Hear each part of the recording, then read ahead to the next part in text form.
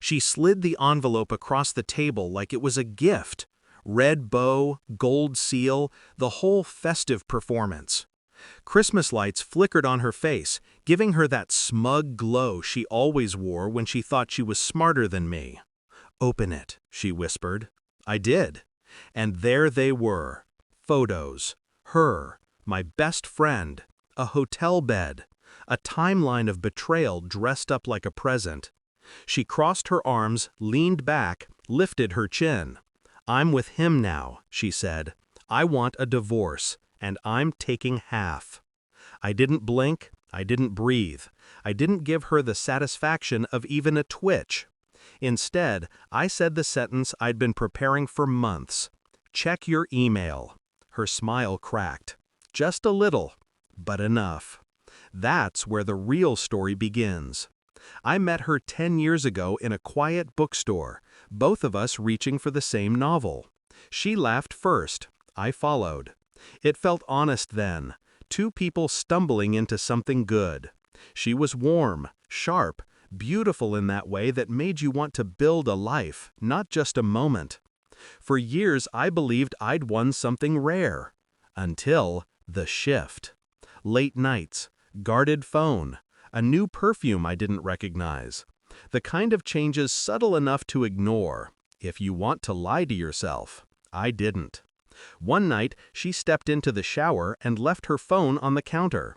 A single message lit up from a name I knew too well. "Same time tomorrow? I miss you already." I didn't confront her, didn't scream, didn't fall apart.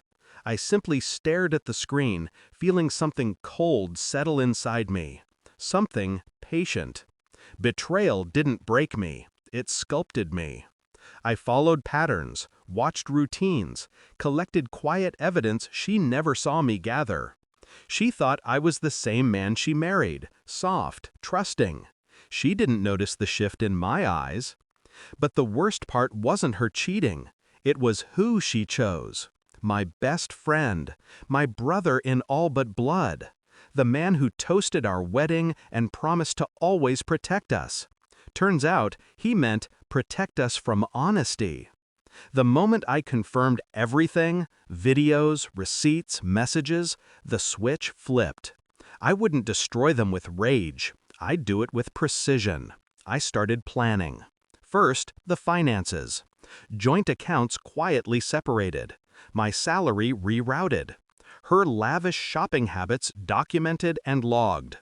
Every suspicious purchase tied neatly to her. Second, the house. It was mine before the marriage. I made sure the paperwork reflected that loudly and legally. Third, the trust she never knew I had. A digital folder shared with my lawyer containing every detail of her affair. Time-stamped, undeniable. Fourth, her job. Dating your subordinate violates company policy. And guess who her lover reported to? Human Resources loved the anonymous package I sent. Step by step, I tightened the trap.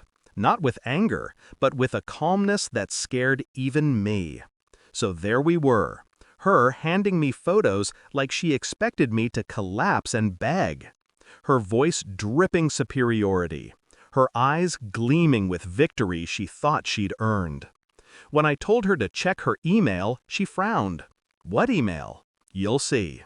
She opened her phone, clicked, read, and I watched her face fall apart. First, confusion, then dread, then full-bodied panic. Because in that email was everything.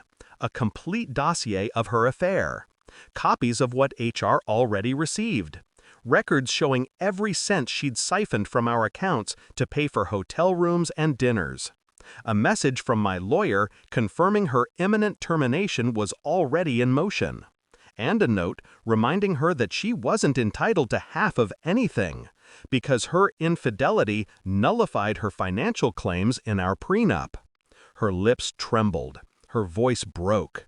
You planned this?" "Yes," I said, "for months." She tried to speak again, but the words died. The realization crushed her. Her half, gone. Her job, damaged. Her affair, exposed.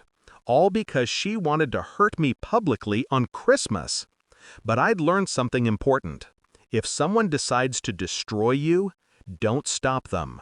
Just guide their hand so they swing in the direction of their own downfall. She left that night in silence. No more triumph, no more arrogance. Just a woman staring at the wreckage she built with her own hands. As the door closed behind her, the house felt lighter, quieter, mine again. I didn't feel joy, not exactly. Just a deep, steady sense of justice settling into my bones. People say revenge is a fire, but they're wrong.